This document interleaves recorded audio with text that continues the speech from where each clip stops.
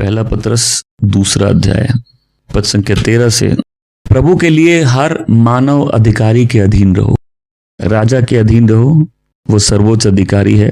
शासकों के अधीन रहो, उन्हें उसने कुकर्मियों को दंड देने और उत्तम कर्म करने वालों की प्रशंसा करने के लिए भेजा है, क्योंकि परमेश्वर की यही इच्छा है कि तुम अपने अच्छे कामों से मूर्ख लोगों की अज्ञान भरी बातों को चुप करा दो।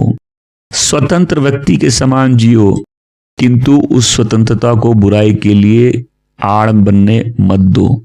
परमेश्वर के सेवकों के समान जियो। 17वीं पंक्ति, सबका सम्मान करो, अपने भाइयों से प्रेम करो, परमेश्वर के आदर के साथ भय मानो, शासकों का सम्मान करो। हम यहीं तक पढ़ेंगे। सबका सम्मान करो, अपने भाइयों से प्रेम करो, परमेश्वर के आदर के साथ भय मानो, शासकों का सम्मान करो। मैं चाहता हूं मैं 15वीं और 16वीं पंक्ति फिर से पढ़ूं, अपने बाइबल में इसको जरूर मार्क करेंगे, क्योंकि परमेश्वर की ये इच्छा है कि तुम अपने अच्छे कामों से मूर्ख लोगों की अज्ञान भरी बातों को चुप करा दो। स्वतंत्र लोगों के समान जियो, किंतु उस स्वतंत्रता की बुराई के लिए आड़ मत बनने दो। परमेश्वर के सेवकों के समान जियो। सबका सम्मान करो, अपने भाइयों से प्रेम करो, परमेश्वर का आदर के साथ भय मानो, शासकों का सम्मान करो। हालेलुया। क्योंकि यही परमेश्वर की इच्छा है। अब हम प्रार्थना करते हैं, प्रभु आपकी इच्छा क्या है मेरे बारे में। कुछ चीजें मैंने देखी हैं विश्वासी जीवन में जो अजीब है, कि विश्वासी जिनको सबसे ज्यादा परमेश्वर की इच्छा का ज्ञान होना चाहिए, वो सबसे ज्यादा कंफ्यूज लोग हैं पृथ्वी पर। सब समय इस बात से चिंतित है परमेश्वर की इच्छा क्या है। और दूसरा, विश्वासी जिनको परमेश्वर की उपस्थिति में आनंदित रहना चाहिए, वो सब समय गिल्ट से भरे हुए हैं कि हम इस लायक नहीं हैं। और ये कितनी विडंबना वाली बात है कि उन लोगों को जिनको सबसे कॉन्फिडेंट रहना चाहिए जहां तक अपने और परमेश्वर के रिलेशनशिप है, और नंबर 2 वो लोग जिनका परमेश्वर से रिश्ता है, जिनको एश्योर्ड रहना चाहिए कि हम परमेश्वर की विल अपनी लाइफ में जानते हैं। बिकॉज हम लोग हमेशा उस मिस्टीरियस विल के पीछे पड़े हैं जिसको हम लोग नहीं जानते। मैं इससे शादी करूं कि नहीं, मैं इधर जाऊं कि नहीं, मैं वहां जाके प्रचार करूं कि नहीं। वो सारी बातें जो एक एक स्टेप की बात है वो लिखी नहीं है, लेकिन वो स्टेप्स कैसे लेने हैं वो लिखा है। जैसे लिखा है कि ये परमेश्वर की इच्छा है कि तुम अच्छे काम करो, लिखा है कि परमेश्वर की इच्छा है कि तुम पवित्र रहो, और यहां लिखा है क्या कि परमेश्वर की इच्छा है कि तुम मूर्ख लोगों की अज्ञानता भरी बातों को चुप करा दो अपने अच्छे आचरण से। और हम लोग सब लाइफ में ऐसे लोगों को फेस करेंगे जो अथॉरिटी में। अब अथॉरिटी में कोई भी व्यक्ति हो सकता है, वो माँ बाप हो सकते हैं, वो गवर्नमेंट के ऑफिशियल्स हो सकते हैं, वो पति हो सकता है, वो कोई भी हो सकता है, वो आपका पास्टर भी हो सकता है। तो वो जो किसी भी अथॉरिटी के अंडर में है, उनको कैसे बिहेव करना है। बोले कि अगर वहां तुम्हारे साथ गलत हो रहा है तो तुम गलत करके उसका जवाब मत दो, तुम अपने अच्छे काम करके उनकी बातें चुप करा दो, उनकी अज्ञानता भरी जुबान को चुप करा दो, बंद कर दो।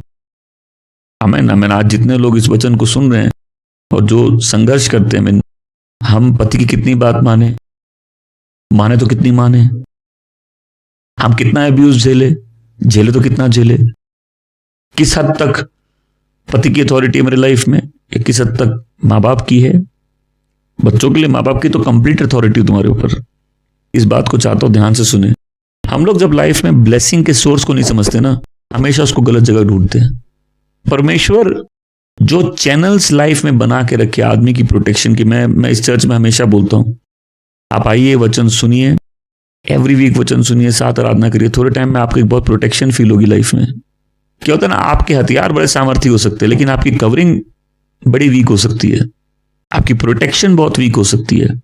जब भी कोई व्यक्ति मूर्खों जैसे जिएगा, वो परमेश्वर के हर ऑर्डिनेंस, मतलब परमेश्वर ने जब पृथ्वी बनाई, पृथ्वी बनाते समय सारे तरीकों को कायम कर दिया। पृथ्वी चलेगी कैसे, अथॉरिटी का सिस्टम क्या होगा, स्ट्रक्चर क्या होगा, पावर कैसे फ्लो करेगा, ब्लेसिंग्स आदमी को कैसे मिलेगी।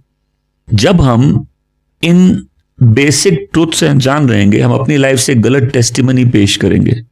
क्या?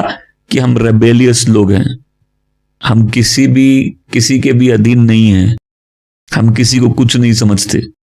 और होता है, हम परमेश्वर का नाम लेके या परमेश्वर के नाम की आड़ में हर जगह विद्रोह दिखाते हैं। लेकिन वचन कहता है यह परमेश्वर की इच्छा है कि तुम अपने भले कामों से मूर्ख लोगों की अज्ञानता भरी बातों को चुप करा दो।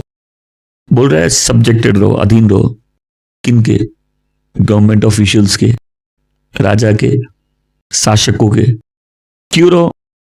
बिकॉज किसी भी देश में जो विश्वासी होते हैं उनको सबसे लॉफुल लोग होते हैं, होना चाहिए। मालूम चला सारे बुरे काम विश्वासी कर रहे, ऐसा नहीं होता है। लॉफुल लोग जो लॉ मानते हैं, जो अच्छे सिटीजन्स हैं, जो देश के लिए प्रार्थना करते हैं, जो रिस्पॉन्सिबल अपने कंडक्ट के लिए। तो उस समय विश्वासियों को फंसाने के लिए, जैसे इंडिया में बहुत चर्चा इस बात की पैसे दे के कन्वर्ट हुए, लेकिन हम लोग को पैसे से बहुत ज्यादा मिला। हम यीशु के लहू से खरीदे गए हैं, बहुत कीमती चीज से। हम किसी चीज के गुलाम नहीं बन सकते। तो ये झूठ जो फैलाया जा रहा है, आप किसी गलत चीज का जवाब गलत चीज से देंगे तो मैसेज गया नहीं है, वो मैसेज कन्विक्टिंग नहीं है, वो मैसेज पावरफुल नहीं है, वो मैसेज मेरे लिए अच्छा नहीं है। वचन कहता है कि जब तुम्हारे साथ गलत होता है, जैसे मेरे माँ बाप हैं, मैं माँ बाप के अधीन अगर हूं, और इस समय हो सकता है माँ बाप मुझे यातना दे रहे हो, कई बार माँ बाप देते हैं, परमेश्वर बोलते माँ बाप के अधीन रहो। इस केस में मैं क्या करूं? मैं अपने पति के अधीन हूं, आपके पति आपके स्वामी हैं, तो मैं कितना गलत सहन करूं, मैं कितना अधीन रहूं, मैं कितनी बात मानूं। मेरी दुआ है कि हम लोग आज जब ये वचन सुनेंगे, जो मैं समझाना चाहता हूं समझ में आएगा। तो उस समय विश्वासियों पे क्या चार्जेस था? यह था कि वो लोग देशद्रोही हैं, वो लोग रोम के विरुद्ध हैं, राजा के विरुद्ध हैं। तो पहले चीज क्या होती है कि कहीं भी कोई गड़बड़ करे उसके ऊपर बहुत बुरा असर पड़ता है, मतलब बहुत बुरे रूप से उससे बदला लिया जाता है, जब सिस्टम बहुत स्ट्रांग होता है, जिनको कंट्रोल करना है सिस्टम को।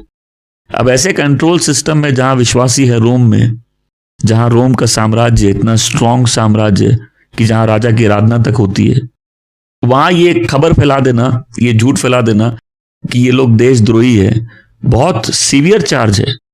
क्या आप जानते हैं कितने आरएसएस के लोग विश्वासी बने हुए हैं? कितने लोग जो पहले मारते थे, जब विश्वासियों को वो मार रहे थे, उसके बाद वो खुद विश्वासी बन गए। तो ये चार्जेस विश्वासियों के विरुद्ध थे कि वो देश के नियमों को नहीं मानते, वो देशद्रोही हैं, वो राजा के विरुद्ध है। पतरस बोलता है ये मूर्ख लोग हैं और इनकी बातें अज्ञानता वाली, फुलिश बातें हैं इनकी। ये दुष्ट लोग हैं जो झूठ फैला रहे हैं। इनके जो जिस सोच से निकल रहा है वो सोच अज्ञानता से भरा है। बोले लेकिन तुम अज्ञानता से जवाब नहीं दे सकते। क्या हम वचन को समझने की कोशिश करते हैं? वचन कहता है बी अंडर सब्जेक्शन, अधीन रहो। तुम्हारा देश के नियम कानून हो, तुम्हारे माँ बाप हो। मैंने बचपन में टीचरों को कितना तंग किया हुआ है। मेरे कभी भी सोचता हूं, मैं शर्मिंदा होता हूं, सबको नहीं, लेकिन एक साउथ इंडियन टीचर थी, मैंने बहुत तंग किया क्लास में। और मैं भी सोचता मैं कितना मूर्ख था, कितना बेवकूफ था, मेरा माइंड कितना डार्कनेस से भरा हुआ था कि हम कभी भी किसी अथॉरिटी को समझे नहीं, कभी किसी अथॉरिटी को ऑनर नहीं किए। लेकिन जब हम लोग परखेंगे नहीं अथॉरिटी कहाँ है, ब्लेसिंग के सोर्स कहाँ है। मैंने एक उदाहरण में दिया था कि हम युगांडा में 2 पास्टर थे और हमने एक बंगला बुक किया, 3 को जाना था और 25 दिन या ऑलमोस्ट 1 महीना हम शायद वहां थे। और एवरीडे ऑलमोस्ट मीटिंग्स थी, अलग अलग जगह, तीनों के लिए, कभी साथ कभी अलग, कभी साथ कभी अलग। तो हम जहां बंगलो था वहां की ओनर नया जन्म पाई हुई थी, उसके सारे स्टाफ, मेड्स, गार्ड सब नया जन्म पाए हुए थे। तो जब हम जाते बोलते हम लोग सब नया जन्म पाए हुए। और क्या हुआ कि 2-3 दिन बाद जब खाने की प्लेटें जमा होने लगी, प्लेटें साफ नहीं हुई, तो हम लोग 1-2 बार बोले तो बोले यहाँ ये सिस्टम नहीं है। तो वो पास्टर फ्रेंड बड़ा गुस्सा हुआ, नाराज हुआ और बोलता है कि अगर ये कोई मौलवी होता, ये लोग आके पूछते और क्या कर सकते हैं। बोले ये कोई पंडित होता और ये हिंदू होते तो ये आते बोलते हम लोग क्या कर सकते हैं। बोले ये लोग प्रेयर कर रहे हैं ब्लेसिंग के लिए। मैं वो बात कभी नहीं भूल सकता। बोले अपने लाइफ में लोग प्रेयर कर रहे होंगे ब्लेसिंग के लिए, लेकिन क्या ब्लेसिंग कैसे मिलती है इनको मालूम नहीं है। वो इतना पावरफुल वो लाइनें थी कि मैंने उस पर पूरा एक मैसेज प्रीच किया है ऑनर के ऊपर। बोला यस, आई मीन हम लोग ब्लेसिंग्स चाहते हैं। तो अब यही पास्टर केन्या में रहते हैं, ओके, और थोड़ा डिफिकल्ट है इनसे डील करना, क्योंकि मैं जब आया पहले क्रूसेड में एक आया था तो इनके घर रुका था, तो बड़े बदतमीजी से मेरे से पेश आए। और मेरा सिस्टम है कि हमको गलत जगह मत छेड़ो।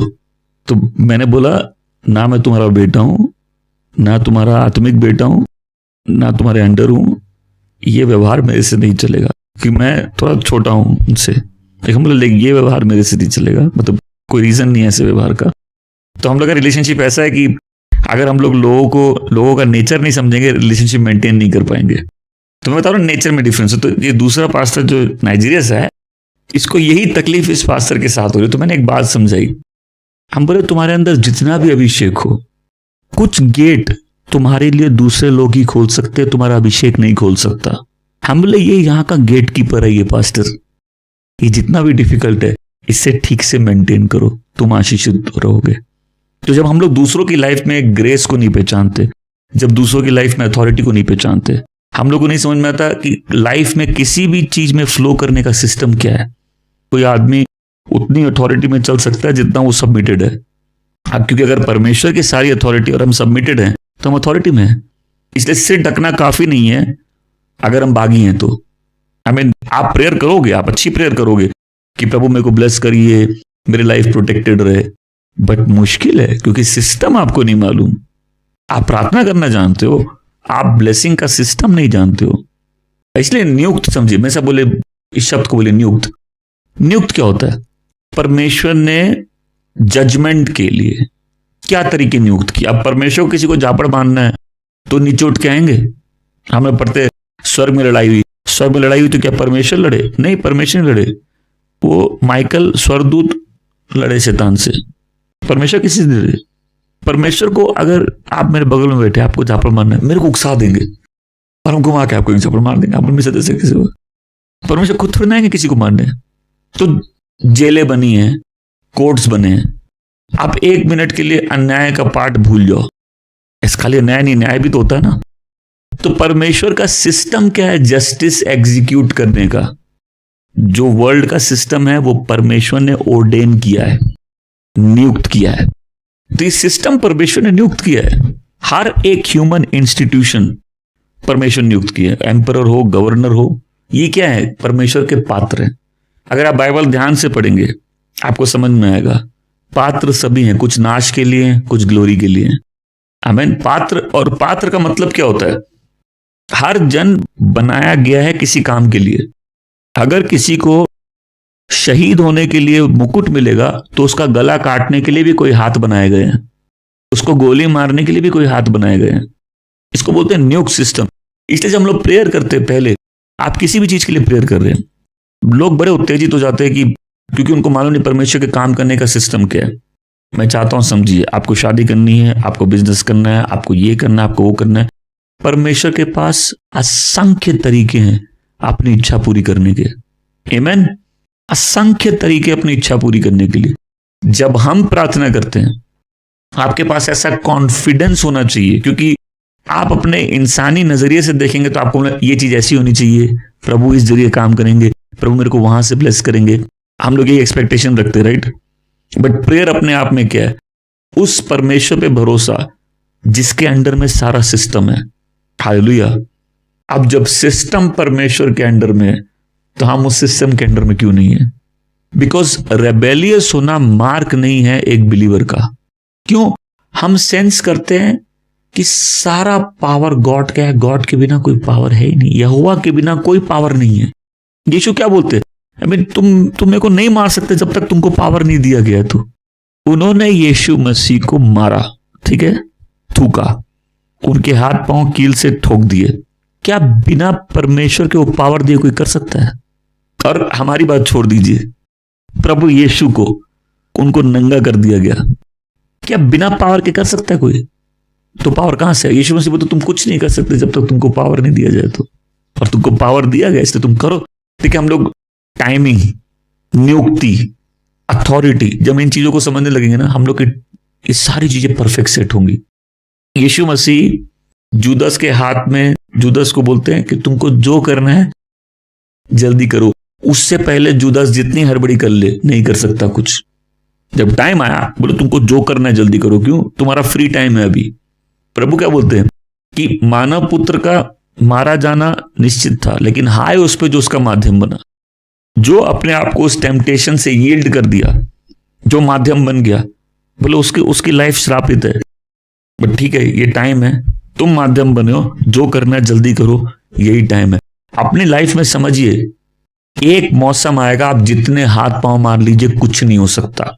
एक मौसम आएगा आपका दुश्मन जितना हाथ पांव मार ले वो कुछ नहीं कर सकता। अपने टाइम का वेट करना सीखिए। समझिए कि परमेश्वर टाइम नियुक्त करते हैं, परमेश्वर अथॉरिटी नियुक्त करते हैं। हालेलुया।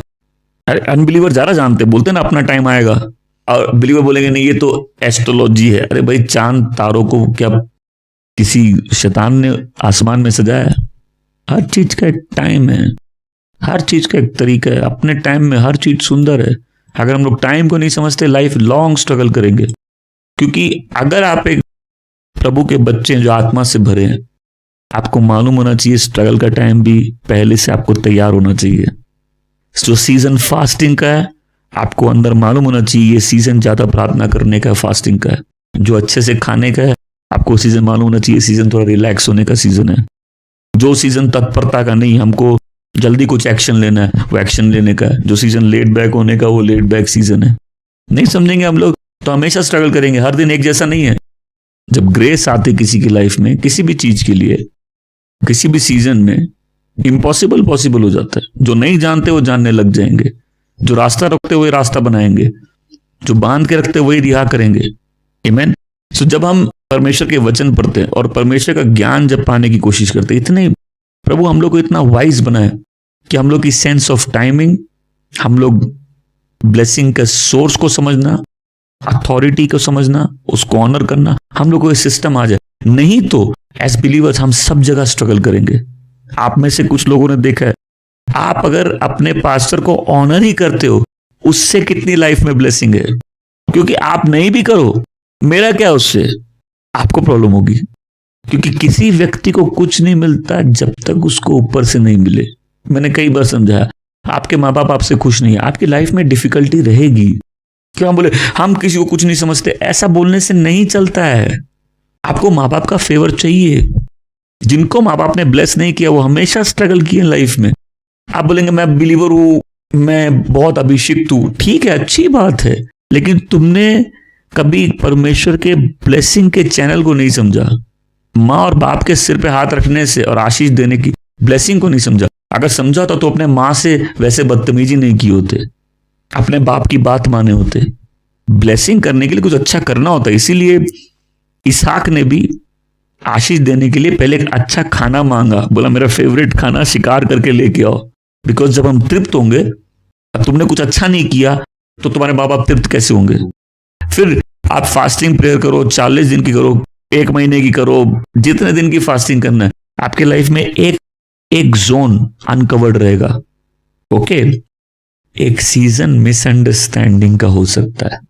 किसी सीजन में आप कुछ भी बोलते समझ नहीं आएगा, तो एक सीजन में मिसअंडरस्टैंडिंग हो सकती है। लेकिन आपको अथॉरिटी को रिकॉग्नाइज करना है, और अगर आप ऑनर नहीं कर सकते, डिसऑनर नहीं करना है। मैंने इसका भी एग्जांपल दिया, कई लोग जो पास्टरों के विरुद्ध बोलते हैं उनकी लाइफ कभी ठीक नहीं रहती। कुछ चीजें आप करके बच नहीं सकते हो। बाइबल में लिखा है जो अपने माँ बाप को श्राप दे उसको पत्थर से मार देना चाहिए, डेथ है उसकी पेनल्टी। इतना इंपॉर्टेंट है पेरेंट्स को ऑनर करना कि 10 नियम में से 5वां नियम क्या है, तो अपने माँ बाप का आदर करना। और आजकल लोग शादी क्यों नहीं करना चाहते? बिकॉज मोस्ट वुमेन मैरिजेबल नहीं है। एक उम्र तक अगर लड़की ने शादी नहीं की, उसको मालूम नहीं चलेगा शादी करना क्या होता है। क्योंकि मोस्ट लड़कियों को आजकल ठीक है सिक्योरिटी चाहिए, हम पैसे कमा सकते हैं। जहां औरत के पास पैसा आता है उसका एटीट्यूड शादी के लिए चेंज हो जाता है, उसको लगता है वो आदमी के बिना रह सकती है। और सबसे ज्यादा डिवोर्स भी औरतें ही इनिशिएट करती हैं। मेरे साथ बोलो, सारा पावर परमेश्वर से आता है, सारा पावर परमेश्वर से आता है। आमीन। थोड़ा नजरिया चेंज करना है तो हर जन को एक पात्र की तरह देखो, एक वेसल है। अल्टीमेटली परमेश्वर की ही इच्छा पूरी होनी है, उसको पूरा होने से कोई एक सीजन में कोई रेजिस्ट कर सकता तो वो कौन है? नाश का पात्र है। परमेश्वर छोड़ के असली में कोई पावर नहीं है। फिर हम लोग देखेंगे जहां भी कोई अथॉरिटी में होता है वहां करप्शन आ सकता है, घमंड हो सकता है, सेल्फिश हो सकता है, वो अधर्मी हो सकता है, लालची हो सकता है, उसका इंटेंशन ईवल हो सकता है। मतलब अपनी अथॉरिटी को लोग किसी वे में एब्यूज कर सकते हैं। परमेश्वर जानते हैं इस बात को, तभी तो बोले ना, ये नहीं बोले कि बच्चे अपने अच्छे माँ बाप की बात मानो, या पत्नी अपने अच्छे पति के अधीन रहो, या जो सिटीजन है देश के वो अच्छे राजा के अधीन रहे। ऐसा नहीं बोला। परमेश्वर के कैलकुलेशन में वो बात है कि लोग दुष्ट निकलेंगे। उनकी कैलकुलेशन में है कि जब कोई अथॉरिटी में रहेगा, अगर वो दुष्ट है, अगर उसका मन अंधकार में है, तो वो अब्यूज करेगा उस अथॉरिटी को। तो इस सबमिशन का मतलब ये नहीं कि जहां मेरा मन जानता है कि परमेश्वर की इच्छा क्या है, हम परमेश्वर के विरुद्ध चले जाए, क्योंकि कोई भी अथॉरिटी परमेश्वर की अथॉरिटी से बड़ी नहीं है। शांति मिली? इसका यह मतलब नहीं है कि अगर कोई मेरे से ऐसा काम करवा रहा है जो मेरे कॉन्शियंस के विरुद्ध है, जो परमेश्वर की जो वर्शिप है उसके आड़े आता है, हमको उस बात में हम अधीन है। क्योंकि अगर गवर्नमेंट बोल दे सुसमाचार प्रचार नहीं करना, तो क्या हम बंद कर देंगे? क्योंकि गवर्नमेंट को पावर है, लेकिन पावर परमेश्वर से।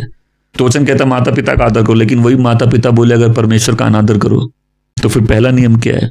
अपने परमेश्वर से प्रेम करना, उसकी आराधना करना। आमीन।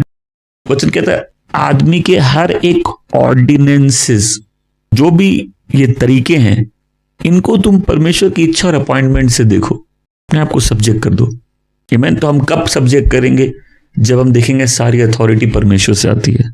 माँ बाप लॉटरी में नहीं मिले, हमको देखना पड़ेगा कि ये जो अथॉरिटी मेरे लाइफ पे है ये परमेश्वर की ओर से। देखिए, अगर आप इन बातों को समझेंगे, सीखेंगे, इनका पालन करेंगे, आप अपनी लाइफ में बहुत ब्लेसिंग्स देखेंगे। जरूरी है, क्योंकि कई बार लोग अथॉरिटी में खराब हो सकते हैं, लेकिन विद्रोह करना उससे ज्यादा खराब है। परमेश्वर अच्छा राजा भेजते हैं जब लोग धर्मी होते हैं और परमेश्वर का भय मानते हैं। परमेश्वर दुष्ट राजा भेजते हैं ताकि देश का न्याय हो सके। उस राजा को इस्तेमाल करते हैं देश के ऊपर विपत्ति लाने के लिए। जब लोग डिमांड की हमको एक राजा चाहिए, परमेश्वर ने सॉल दिया ना, लेकिन सॉल परमेश्वर की चॉइस नहीं थी ना। पिछले वचन कहता है उन आजाद लोगों की तरह रहो, लेकिन अपनी आजादी को इस्तेमाल मत करो गलत काम करने के लिए। परमेश्वर के दास के समान रहो, परमेश्वर के सेवकों के समान रहो। आमीन। तो मोटिव क्या है कि हम किसी अथॉरिटी के अधीन क्यों हैं? परमेश्वर के कारण। जो लॉफुल पावर और अथॉरिटी परमेश्वर ने हमारे ऊपर रखी है, उसके अगेंस्ट में रेबल नहीं करना है। जब हम परमेश्वर के नाम के कारण वहां अधीन रहते हैं, हमारी लाइफ सिक्योर्ड है परमेश्वर पे। और एक सिस्टम सीखना है, ऑनर का सिस्टम, सम्मान का सिस्टम। जहां भी ऑनर ड्यू है वहां ऑनर देना है। आमीन। जैसे सोचो कोई नेता चर्च में आया, ठीक है, चर्च सारे प्रभु का चर्च है, अच्छी बात है, बट कोई व्यक्ति पोजीशन का व्यक्ति, सोचो प्रेसिडेंट, कई बार कंट्रीज के प्रेसिडेंट किसी चर्च में चले जाते हैं, ठीक है, जैसे सबकी ट्रीटमेंट है वैसी ट्रीटमेंट है, लेकिन उस व्यक्ति को ऑनर मिलना चाहिए क्योंकि उसकी एक पोजीशन है। इसका मतलब ये नहीं कि ऑनर के कारण पार्शियलिटी होनी चाहिए चर्च के अंदर। अगर आपके घर में कोई ऑनरेबल आएगा, आप अच्छी सीट दोगे कि नहीं दोगे? क्योंकि जहां ऑनर ड्यू है वहां ऑनर देना चाहिए। पहले परमेश्वर का सम्मान करो। प्रभु यीशु कहते हैं कि ये लोग अपने मुख से मेरे पास आते हैं, लेकिन इनका हृदय मुझसे दूर है। कोई भी परमेश्वर का बच्चा जो परमेश्वर को ऑनर करेगा, परमेश्वर के सिस्टम को ऑनर करेगा। कई लोग भूल जाते हैं, कहते हैं यीशु मेरा भाई है। यीशु तुम्हारा भाई है, लेकिन यीशु राजा भी है।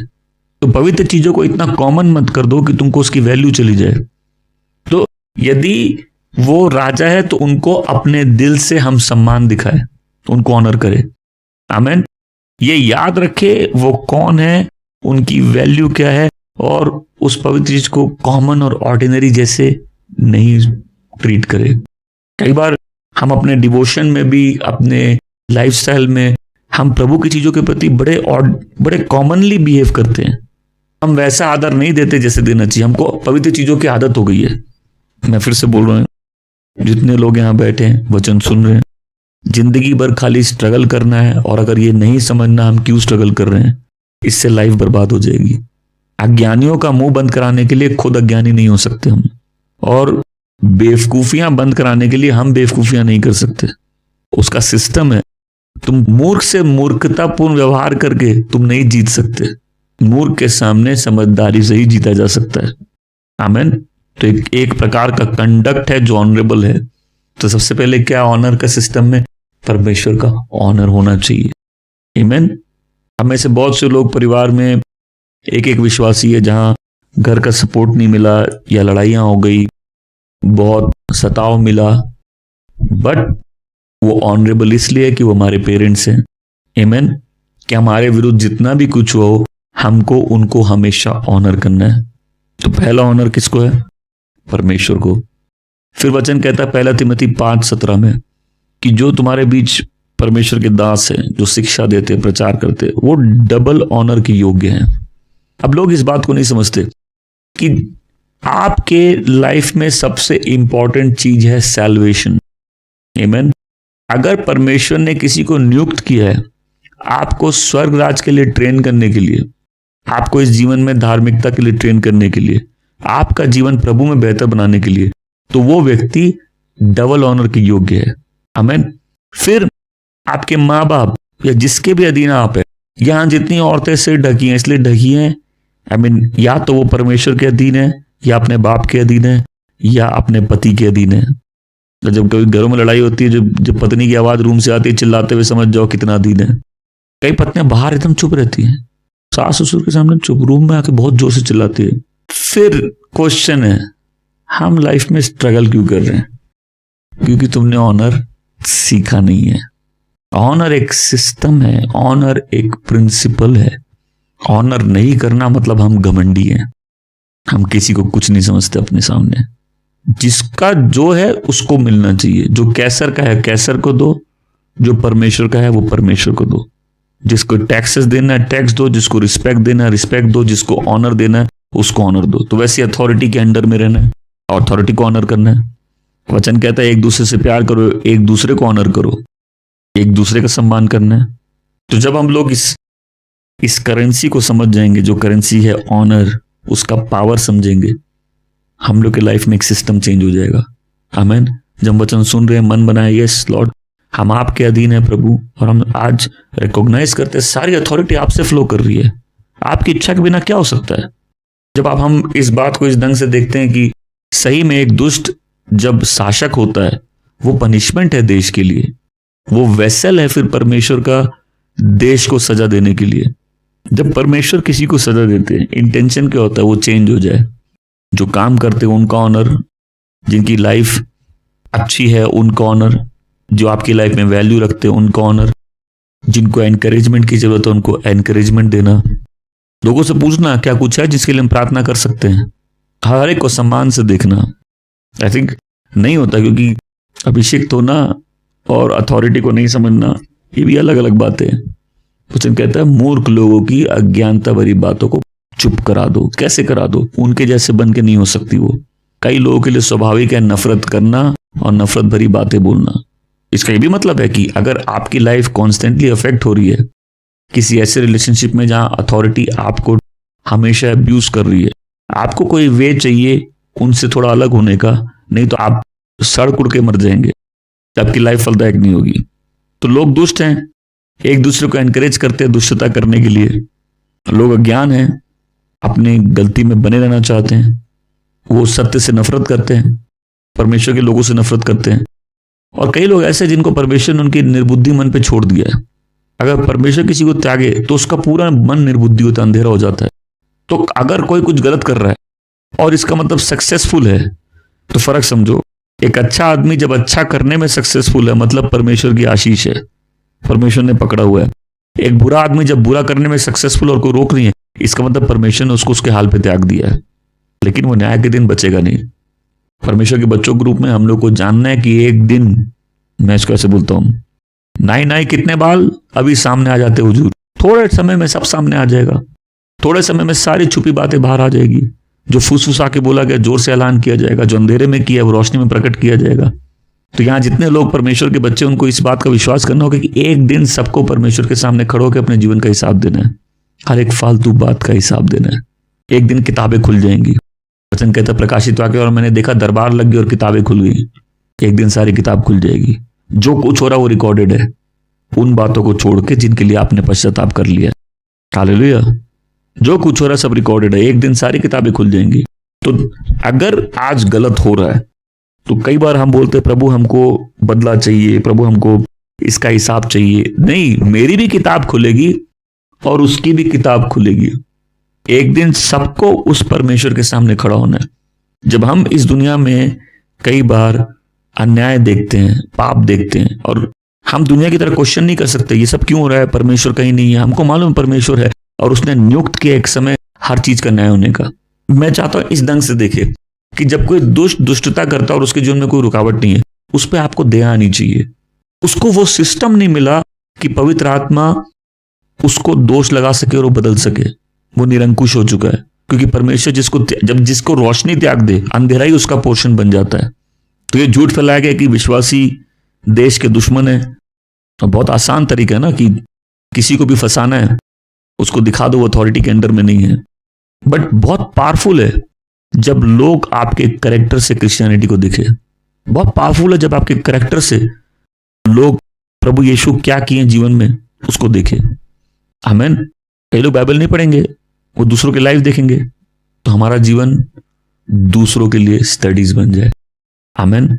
वो परमेश्वर के काम क्या होते हैं हमारे जीवन में देखे कि क्या कॉन्सिक्वेंसेस है। क्योंकि अगर आप पहले के कुछ हिस्टोरियंस के और लोगों के गवाहियां सुनेंगे तो बोले इन क्रिश्चियन के विरुद्ध में क्या विरुद्ध, मतलब बहुत सारी चीजें, लेकिन इनके लाइफ में यही देखा गया कि अब ये पहले जैसे अधर्म में नहीं जीते, कि अच्छा करना चाहते, एक साथ इकट्ठे होते हैं और किसी प्रभु की आराधना करते हैं। तो जो एक्शन है वो लोगों पे ज्यादा कन्विक्शन लेके आएगा। इसलिए वर्ड कहता है कि अपने अच्छे कामों से उनका मुंह बंद कर दो। अपने अच्छे कामों से मूर्ख लोगों की अज्ञानता भरी बातों को बंद कर दो, चुप करा दो। मूर्ख के साथ मूर्ख बन के आप मूर्ख को चुप नहीं करा सकते। मूर्ख को चुप कराने के लिए समझदार बनना पड़ेगा। शुरुआत होती है परमेश्वर के ज्ञान से। जितना हम परमेश्वर की नॉलेज में बढ़ेंगे, जितना हम परमेश्वर को जानेंगे, जितना यीशु मसीह के द्वारा उस पिता परमेश्वर को जानेंगे, उसका चरित्र जानेंगे, और जब हम उसको अप्लाई करेंगे, वो होती धार्मिकता। फिर कि अब जो नॉलेज मेरे को पिता के साथ चल के मिली है मुझे, मैं उसको अपने लाइफ में अप्लाई कर रहा हूं। हालेलुया। मेरी दुआ है कि हम जब इस वचन को सुने हम सब अधीन हो जाए। सबसे पहले परमेश्वर के अधीन का मतलब समझे, सबमिटेड। आमीन। सबमिटेड। यीशु मसीह का पहला चमत्कार बड़े हो जाने के बाद था। 30 की उम्र के यहूदी, एक लड़का 30 की उम्र में जवान हो चुका है। तो जब मरियम ने कहा कि दाखरस खत्म हो गई, तो क्या बोलते हैं, नारी तुझे इससे क्या, मेरा समय भी आया नहीं है। लेकिन वो बोलती है ये जो कहता है इसकी बात सुनो। तो हम लोग इसको इस ढंग से नहीं देखते कि यीशु ने फिर भी चमत्कार किया, बट उस समय तक वो बड़े हो चुके थे। क्या होता है ना, लोग अधीन का एक वो होता है कि आपके बच्चे जब बड़े हो गए, बड़े मतलब एक उम्र के हो गए, अब इसको टेक्निकल उम्र ले लीजिए 30 साल के, तब आप प्रेयर कर सकते हो, डायरेक्शन दे सकते हो अगर सुने नहीं तो। लेकिन उससे पहले उनको सिखाना है। तो वचन क्या कहता है, और बहुत अच्छी पावरफुल वर्स है, वर्स 15 और वर्स 16, कि अपने अच्छे कामों से मूर्खता वाले लोगों की अज्ञान भरी बातों को चुप करा दो। ये क्या है, ये परमेश्वर की इच्छा है। हमेशा बोले परमेश्वर की इच्छा है। और अपने आजादी के आड़ में गलत काम मत करो। रेबेलियस लोग कहीं से भी ब्लेस्ड नहीं होते। और इसका सीधा उदाहरण सबको अपनी लाइफ में पीछे घूम के दिख जाएगा। सबमिशन सिक्योरिटी लाता है, क्योंकि परमेश्वर का सिस्टम खाली गलत लोगों को जज करने का नहीं है, परमेश्वर का सिस्टम सही लोगों की प्रोटेक्शन का भी है। आमीन। सबमिशन पावर लेके आता है, क्योंकि एक आदमी उतना ही पावरफुल है जितना वो सबमिटेड है। आमीन। और ऑनर के सिस्टम में चलना है, अपने परमेश्वर को ऑनर करना है। आप कहीं काम करते हो, आप कुड़कुड़ाते रहते हो, और मैं चाहता हूं बहुत ध्यान से सुनिए। आपको पैसों की जरूरत थी, आपको उस जॉब की जरूरत थी, आपको वो जॉब दी गई, और आप ऐसे क्रिश्चियन हो, दिन रात उसी जॉब को कोसते हो और सैलरी भी लेते हो, मतलब आप अच्छे विश्वासी नहीं हो। आप जहां से खा रहे हो उसी जगह को कोस रहे हो। लोग अपने जॉब की भी वैल्यू नहीं करते, उसको ऑनर नहीं करते। जिस सिस्टम को आप किसी भी कहीं भी डिसऑनर लाओगे, आप एक बहुत बड़े प्रिंसिपल को वायलेट कर रहे हैं। तो जब परमेश्वर हमारे दिल में वो काम करने लगते हैं और हम परमेश्वर के सामने जब पिघलते हैं, नीवे होते हैं, सबमिटेड होते हैं, हमें ऑनर के प्रिंसिपल को सीखेंगे। मैं इसलिए भी बोल रहा हूं, कुछ लोग हैं, आपको बाहर जाना था, आपको जॉब चाहिए था, आपको पैसे चाहिए थे, अब मिल गए, आप सेटिस्फाइड नहीं, आप कोसते हो। कई बार आप रोक के अपनी सिचुएशन चेंज नहीं कर सकते, लेकिन आप जिस सिचुएशन में हैं, पहले उस सिचुएशन में परमेश्वर के अधीन आ सकते हैं। आमीन। सबमिटेड हो सकते हैं, अपने आप को परमेश्वर के हाथों में दे सकते हैं। वचन ये भी कहता है, कुछ भी बिना कुड़कुड़ाए या कंप्लेन किया करो। बिना कंप्लेन के, बिना कुड़कुड़ाए हर काम किया करो। हम में से कितने लोग ऐसा करते हैं कि जहां हमको कोई काम करना पड़े जो हमारे मन के हिसाब का नहीं, हम कंप्लेन करने लग जाते हैं। आमीन। सो बहुत से लोगों को पहले अपने अंदर की कड़वाहट हटा के सॉफ्ट होना है, बिकॉज क्योंकि सिस्टम ने मेरा अब्यूज किया, जो भी अधिकार में था उसने मेरा अब्यूज किया। तो अगर हम रेबेलियस हो जाए, इससे मेरा कैरेक्टर खराब होता है, मेरा चरित्र खराब होता है। और इससे भी समझना है कि जब हम कहीं अथॉरिटी में हैं, कितना इंपॉर्टेंट है हमारा सही बर्ताव करना, क्योंकि हमारा भी न्याय होगा और हम भी किसी के अधीन है। अगर पत्नी पति के अधीन है, तो पति भी मसीह के अधीन है, और मसीह पिता के अधीन है, और बच्चे माँ बाप के अधीन है। परमेश्वर के बच्चों के रूप में हम इस सिस्टम को ऑनर करें, ये जानते हुए कि आखिरी बात, ये जानते हुए कि सारा पावर परमेश्वर से आता है और हर जन पात्र है। मैं सब बोलूं, हर जन पात्र है। तुम भी पात्र हो और तुम भी पात्र हो। जो गलत कर रहा है वो भी पात्र है। हम लोग अपने सोचने नजर का ढंग चेंज करें। जो गलत कर रहा है मेरे साथ, उस पर दया आनी चाहिए कि परमेश्वर उससे कितनी नफरत करते हैं, उसको अलाउ कर रहे हैं काम करने के लिए। हम तो बाइबल ध्यान से जब भी पढ़े, हम देखें जब भी परमेश्वर किसी को अलाउ किया अपने बच्चों को छूने के लिए, उनकी पनिशमेंट बहुत बहुत ज्यादा थी, और परमेश्वर उनको डिस्ट्रॉय करना चाहते थे, इसीलिए ऐसा अलाउ कर दिए। हालेलुया। और बोलेंगे, प्रभु तेरी आशीष चाहिए, मैं अपने स्वतंत्रता को आड़ नहीं बनाना चाहता गलत काम करने के लिए। आप जहां भी आपके जीवन में विद्रोह है, रेबेलियन है, अपने प्राणों को शुद्ध करिए आज्ञा पालन करके। अपने प्राणों को शुद्ध करिए परमेश्वर के अधीन आके। आमीन। यहां बच्चे हैं, जितने बच्चे सुन रहे हैं, अपने टीचर्स का ऑनर करो, अपने स्कूल टीचर्स का ऑनर करो। कभी भी तुम ग्रेस में बढ़ोगे नहीं अगर जो चैनल परमेश्वर ने दिया है उस चैनल को डिसऑनर करोगे। तो बच्चे माँ बाप का ऑनर करे, पत्नियां पति के अधीन रहे। चर्च में भी विद्रोह नहीं होना चाहिए, ऑनर का सिस्टम होना चाहिए। वचन कहता है डबल ऑनर के योग्य हैं वो जो हमको शिक्षा देते हैं। आमीन। आपके एम्प्लॉयर्स, वचन कहता है कि परमेश्वर के कारण उनके अधीन रहो। हालेलुया।